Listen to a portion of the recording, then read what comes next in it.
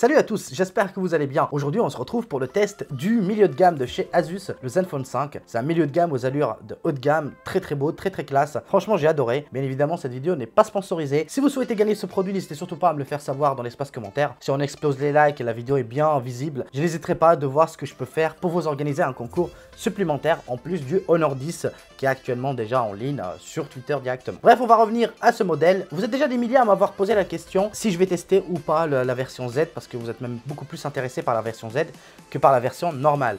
Donc vous inquiétez pas, j'ai déjà contacté Asus et je devrais l'avoir en test. Je sais que nombreux sont là uniquement pour ce modèle là, donc celui qui est équipé du Snapdragon 845. Ce n'est pas très grave, de toute façon ça viendra parce qu'il y avait quasiment plus ou moins un mois de décalage entre les deux sorties. Bref, on va commencer ce test bien sûr par le design et franchement vous allez voir que le smartphone est très bien réussi. Alors on retrouve au dos du verre, l'avant du verre c'est normal, avec un habillage en métal. Et franchement la prise en main est plutôt bonne pour moi, pour ma main. Voilà, on n'a pas forcément tous les mêmes mains, mais j'aurais quand même préféré que le dos soit un peu plus incurvé, ce qui aurait permis une meilleure prise en main. Mais si vous mettez une coque, je pense que ça va redonner un peu plus de relief, ça va vous permettre un peu, peut-être, une meilleure prise en main. Mais ce qui est bien quand même, c'est que le dos à l'arrière ne glisse pas quand on l'a en main, ça c'est très important. Comme ça, il va pas vous glisser de la main quand vous êtes en train de l'utiliser en plein rue par exemple. Allez, au-delà de ça, on retrouve une dalle IPS de 6,2 pouces Full HD+, et franchement, c'est un 18/9, il est magnifique. Franchement, il est vraiment magnifique, l'écran c'est vraiment son point fort numéro 1. On a l'impression de tenir vraiment une plaque en verre, c'est vachement très bien réussi. Alors vous allez retrouver l'encoche, bien évidemment à l'avant, et on va retrouver une petite bande noire en bas.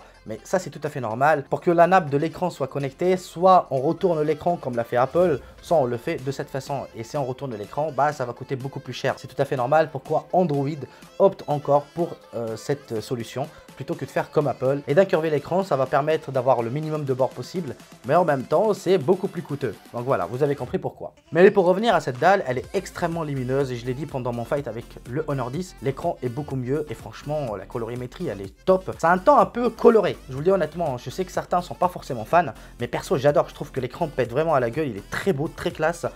Honnêtement l'IPS qu'ils ont mis sur cet écran est vraiment de très bonne facture, de très bonne qualité. Donc voilà, plein jour, pleine nuit, aucun souci, vous inquiétez pas, vous aurez un écran extrêmement lisible. Pour regarder des vidéos sur YouTube ou pour surfer, pour jouer à des jeux vidéo, je trouve que c'est vraiment très agréable. Allez, au-delà de ça, sous le capot, le Snapdragon 636, qu'est-ce qu'il vaut? Je l'ai dit pendant mon fight, c'est pas le Snapdragon 845 ou encore le 35, mais franchement il est très honorable, il fait vraiment très bien le taf.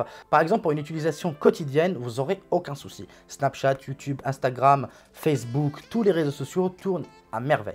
Le seul souci, c'est quand vous allez jouer à des jeux vidéo, bah là, si vous jouez à des jeux beaucoup trop gourmands, vous allez le mettre à rude épreuve. Ça ne veut pas dire que le smartphone ne va pas forcément bien tourner, ça veut dire tout simplement que son processeur n'est pas forcément adapté aux jeux vidéo. Même si ça reste un équivalent au Snapdragon 820, donc vous n'aurez pas forcément beaucoup de lag, vous en aurez de temps en temps quelques détachements de l'image, mais c'est pas forcément très grave étant donné que le processeur qui est sur ce smartphone n'est pas forcément fait pour ça. Et pour ça, vous devez bien sûr vous tourner plus ou moins vers le Snapdragon 845, donc la version Z qui sortira plus ou moins, je pense, d'ici une semaine. Alors, on retrouve aussi 4 Go de RAM et 64 Go de mémoire de stockage extensible via une carte micro SD, donc voilà. Pour le reste, c'est très bon, il n'y a rien à dire, ça tourne super bien. Franchement, l'interface, elle est très bonne, comme je l'ai dit pendant mon test, mais ça, on y reviendra tout à l'heure. Alors, niveau photo vidéo, je pense que ça vous intéresse fortement. Comme je l'ai dit dans mon fight avec le Honor 10, il est très bon. Il est loin d'être mauvais. Il est loin d'être excellent, voilà, il n'excelle pas forcément dans tous les domaines, mais je pense que ça reste quand même un excellent photophone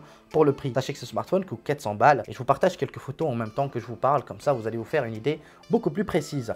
En termes de stabilisation vidéo, le smartphone stabilise de la 4K, 30 images par seconde, il stabilise aussi de la Full HD, donc voilà, pour l'instant c'est très bon. Par contre, il y a juste un petit souci, quand vous stabilisez la Full HD, c'est beaucoup mieux que de la 4K. Pour la simple raison que la 4K, on a cet effet de gélo parfois, celui qu'on retrouvait sur les Samsung Galaxy S8 par exemple. C'est beaucoup moins prononcé que sur les Samsung, bien sûr, ça peut déranger certains, voilà. Mais j'aime bien parce que ça fait quand même un effet assez naturel par rapport par exemple aux ceux de Pixel ou même sur les derniers Samsung où l'image ne bouge pas du tout.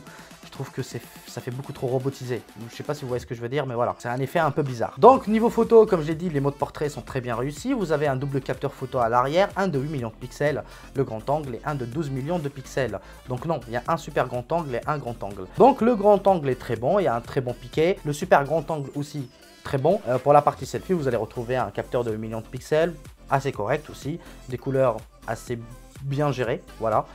Par rapport au Honor 10, comme vous l'avez vu, c'est beaucoup moins fade. Donc je trouve que c'est plutôt réussi. Pour l'instant, il mérite quand même une très bonne note en photo et en vidéo. Parce que pour son tarif, c'est plutôt pas mal. Franchement, c'est plutôt pas mal. Bon, faut savoir aussi que le téléphone propose les Animoji. C'est un peu chelou, faut le dire honnêtement. C'est un peu les Animoji version Asus, tout simplement. Alors, on a le renard, celui-là. Ça fait... il y a quand même un bon tracking du visage.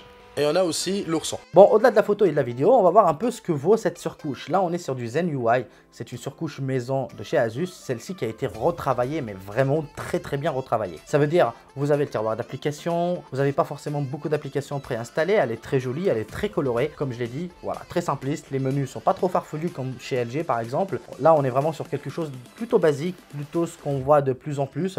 Donc, c'est pas extrêmement ouf en termes de simplicité, mais c'est pas aussi farfelu. Donc, je suis sûr et certain que ça pourra plaire. Moi perso, j'adore. Franchement, je trouve que là, ce niveau surcouche, ça tourne bien. Voilà, franchement, ça tourne bien. Vous n'avez pas beaucoup d'applications préinstallées, comme je disais tout à l'heure, par rapport aux anciennes versions de Asus. Là, vraiment, c'est très bien réussi, il n'y a rien à dire. Alors, on va finir avec l'autonomie pour vous dire que l'autonomie, c'est très bien aussi. On a une batterie de 3300 mAh avec la recharge rapide.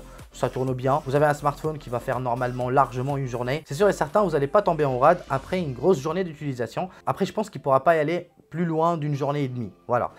Il est très bon quand même sur ce plan. Rien à dire. Alors à l'arrière, vous retrouvez un lecteur d'empreintes digitales. À l'avant, la caméra peut être utilisée aussi pour le Face Unlock, qui marche plutôt bien aussi, mais beaucoup moins bien en pleine nuit.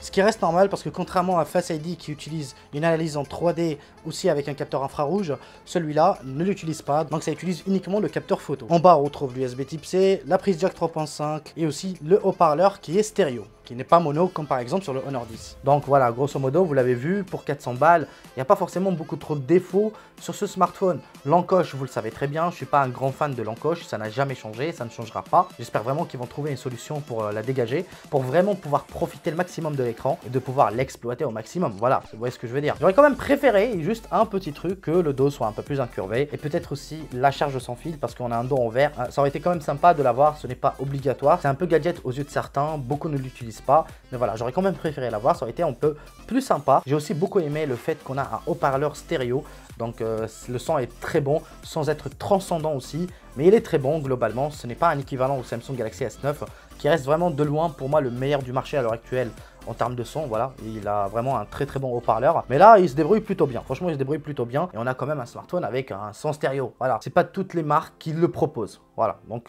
ça reste quand même un point fort. Pour 400 balles, vous avez vu, le smartphone reste très intéressant pour un tarif très intéressant aussi. On le trouve à 400 €. Sachez que les prix baissent très vite sur Android de plus en plus. Voilà, donc je pense que vous le retrouverez beaucoup moins cher très bientôt, mais même à 400 €. Pour moi, ça reste l'un des meilleurs rapports qualité-prix avec sûrement le design le mieux réussi ou parmi les mieux réussis du marché à l'heure actuelle. Voilà, même si je suis pas un grand fan de l'encoche, je le dis encore une fois, mais franchement, il est très bon. Je ne peux que le recommander. Bref, j'espère que cette vidéo, bien sûr, vous a plu. N'hésitez surtout pas à me dire ce que vous avez pensé de ce Asus Zenfone 5 dans l'espace commentaire. Si vous le souhaitez le gagner, et je dis bien, si vous souhaitez que j'organise un concours, dites-le moi. Je vais essayer de voir ce que je peux faire. Ce n'est pas sûr, mais je vais essayer de voir ce que je peux faire. Bref, prenez soin de vous et à très vite pour une nouvelle vidéo. Allez, adios.